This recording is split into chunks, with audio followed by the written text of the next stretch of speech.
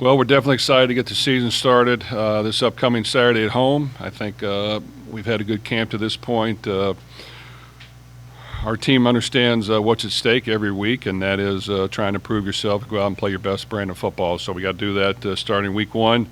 We got an opponent from right up the road in Eastern Kentucky, had a successful season last year, 6-2 in their conference, went to the playoffs.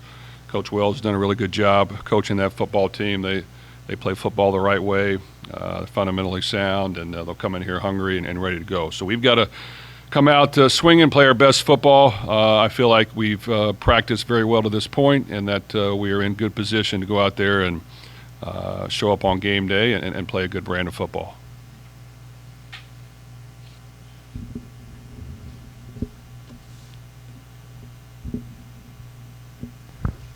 Jeff, obviously, Isaac had a really good year last year. You talked about how you want to get in his hands. Opposing defenses obviously know that. How are you, I guess, kind of preparing him and then just kind of game planning for him being a target for other teams? One more time, who were you asking about? Isaac Brown. Oh, well, I think we've got a good stable of running backs. Isaac, of course, leads the way. Duke Watson gives us another really good runner in the backfield. Keywan Brown gives us another element. We try to have good balance. So every week, no matter who we're playing, we've got to be able to throw the ball and run the ball. And whatever a team's doing may dictate what we do more of. But without question, Isaac doesn't matter who we play, we'll get plenty of touches. We'll get a chance to show what he's all about. I think he's had a good camp. He's dynamic with the ball in his hands, and we'd be foolish not to make sure he gets enough touches no matter who we play. So I feel confident that we'll be able to do that a lot of different ways, and he'll play good football for us. Jeff, what questions do you have that you hope to have answered Saturday? Well, I think when you get into game setting, you got to see what guys are going to be able to concentrate, go out there and do the small things correctly and perform come game day. And it's time to take the test. You got to show up and you got to ace the test. So really seeing what guys can do that and keep their composure, stay controlled, stay focused and locked in, and do it all game. So we've got a new quarterback. He's got to go out there and execute. He's got to deliver the ball to our playmakers. He's got to have poise in the pocket. We've got an offensive line that's new. They got to be consistent in what they're doing. We don't need a lot of penalties, a lot of holding calls, a lot of false starts, a lot of silly things happen. We've got a receiving core we feel confident about. They got to make plays. They got to show up on game day, and they got to make plays. And that's what playmakers do. And we've talked about our running back crew. I think they'll do a good job. And got to continue to build the tight end room as well, which they need to show up and do good things, but I feel confident they will. And on defense, we've got to eliminate big plays, get pressure on the quarterback, and be consistent in what we're doing. And special teams, we've got to get an advantage. And with all that said, the first week, you sometimes have a lot of turnovers, a lot of fumbles, a lot of miscues, a lot of penalties. We have to try to be as clean as we possibly can week one and not allow that to happen. Over the course of fall camp, he had a lot of good things to say about the various defensive position groups. With the season finally here, how bullish are you on that side of the ball for this upcoming season?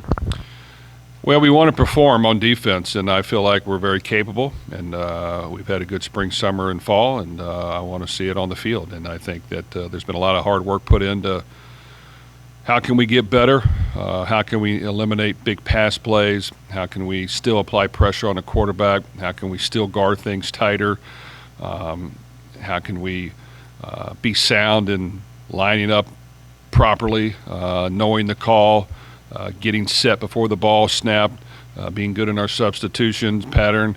All those things have to show up and happen, and I think we've made progress, but still we can't have a couple costly miscues that'll hurt us, so we've got to just prove it on the game field. Jeff, throughout fall camp, looked like you had a pretty impressive group of wide receivers. Curious if you've made a decision or how close you might be to making a decision on who that number 3 might be, and how much of a rotation do you expect at wide receiver? I think we can play multiple guys. That's a good position for us right now. I think Chris Bell and Colin Lacey are our 2 most experienced guys. They got to show up and perform. I think they've done outstanding to this point. Trayshawn Hurry is a newcomer that's really stood out and done a really good job. So him and Antonio Meeks will be at the other position and rotating in there quite a bit. Dakari Collins is another addition that has stepped up, and he's got size that the other guys don't have and can really do some good things. And then we've got some other newcomers, and Chris Hughes, who was here last year, that needs to make plays. Terrence McWilliams. So I think that room will get plenty of action, and experience is good, and they got to continue to show out. And then the newcomers have to, get on the game field and produce and know the call and execute it and do all the small things as well. Jeff, the SEC moved to a 9-game conference schedule. The ACC is talking about doing the same thing. Just what are your thoughts on what that kind of looks like moving forward for you guys? Well, I'm 100% in favor of moving to 9 games and have been for a while. I think, college football, in my opinion, should, for the good of the game, try to go to where you're scheduling the best opponents every week. And however many games that is, of course, I'm for as many as we possibly can, but I think it's important to play good competition every week for a lot of reasons. I think it's better for your team, and I think it's more enjoyable for the fans, and I think it's better for the game of football. So I hope that continues to happen, and the strength of schedule is something people look at, and we hope to do the same thing. But I'm sure probably we'll get to 9 games here soon as far as in the conference. And out of the conference, we've got a good slate of the near future that I would hope that we could continue to play all those games that are on our schedule: Kentucky, Georgia, Texas A&M, and all those. Jeff, you talked several times in fall camp about finding the right mix at the offensive line. How many guys is the right mix, and do you feel like you're kind of there for a good rotation, opening week? We have worked through that. I do think anywhere from 7 to 9, I think, are ready right now. That should be able to rotate in the game and play and do a good job. There's some other newcomers that are on the edge that just got to continue to work and get there. That if they see the field, you like to see them produce. So I think it's a good group. We got to keep certain guys healthy without question. Pete Nagar is our starting center. He's a fantastic player, makes all of our calls. He's smart. We need to keep him healthy. And a couple other gentlemen have stepped up and done a good job that we'd like for those to stay healthy as much as we can. But we do have competition there, and we do have some young players that have stepped up and done a good job, and we hope to see that carry over to the game. How has game week 1, opening game for you personally, how has that changed over the years? Do you have a pretty set routine, or do you sleep much the night before? Do you still have nerves? How does it go for you? Well, I always have nerves. I think nerves are good. So no matter who we're playing, you've got to have some nerves that are kicking in to make sure you're ready to go. I think it motivates you to work harder and to make sure when you go to bed at night, you put in all the work because you never know what can happen. And as soon as you, in my opinion, start feeling great about where you're at, someone will sneak up on you and things will go back the other direction. So I just think you got to all do your part. It's got to mean something to you. It's got to matter. Winning is not easy, so taking all the necessary steps to get there is vital to success for myself, our coaches, our players. And if you think you can take a shortcut, or if you think you can take a deep breath, that's when teams sneak up on you and beat you. So you can't allow that to happen. It's a long season, and every week you got to step up to the plate, whether you've had a good week the week before or whether you've had a bad week that's really not been fun to be a part of a couple days after. You've got to continue to get back up and go to work, because anything can happen. And this is a competitive game, and if you coach well, if you work hard, if you come ready to play on game day, you can beat anybody. At the same time, anybody can beat us as well.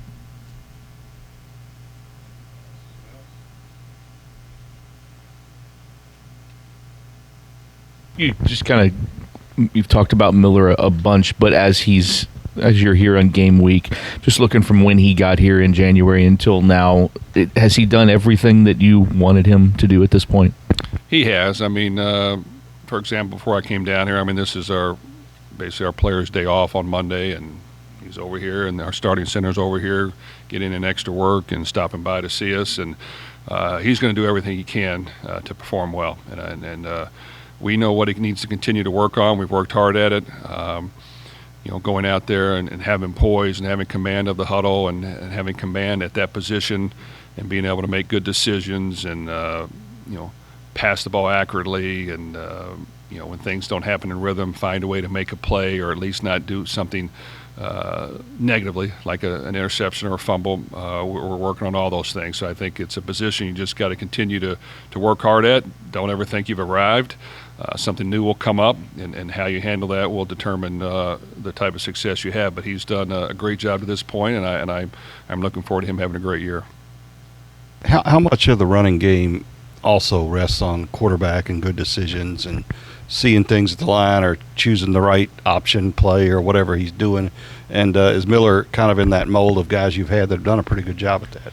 I think he is. You know, we try to have enough in the running game to throw some people off, and when we get into the ability to check some plays and to change some things, we try to keep it as simple as we can within reason. So I think all of our guys, once they study it, can understand that and execute it. Sometimes as coaches we help them. Well, sometimes we'll tell them what to get into, and we'll control the cadence to make sure that happens. But, you know, we were really good in our running game last year. Obviously our running backs were good. The quarterback got us in the right play a few times. Our offensive line did a really good job, and we were really good at tight end. So, you know, being solid at tight end as blocking units to our offense, being a solid fullback when we use one is important.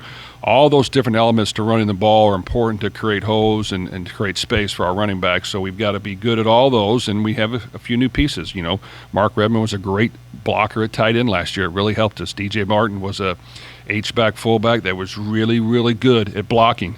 And while our offensive line and running backs did great, those two components are not here, and we've got to get other components step in that can help us in the running game. Jeff, you mentioned Eastern Kentucky and Coach Wells. Back in when you were playing, they were a program, a lower level program that dominated. They've kind of regained a little bit that the last couple of years. What have you seen, and how do you, I guess first of all, how do you scout the first game when there's a lot of newcomers, a lot of different guys, and what have you seen with them and with Coach Wells and what he's done? Well, Coach Wells has done a great job. I know him personally. He loves football. He loves the game. Really works hard to put his team in the best position to succeed. Of course, growing up, Coach Kidd was a tremendous coach there for years, and they've always played a good brand of football. So, like everything, I've been at Western Kentucky. You know, when you're there, you got a chip on your shoulder. You're hungry. You're out to prove, what type of football you can play.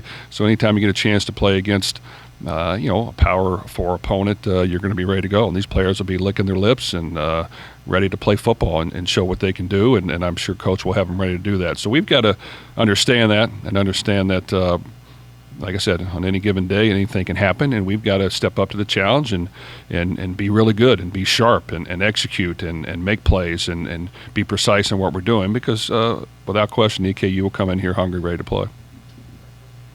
Okay, thank you.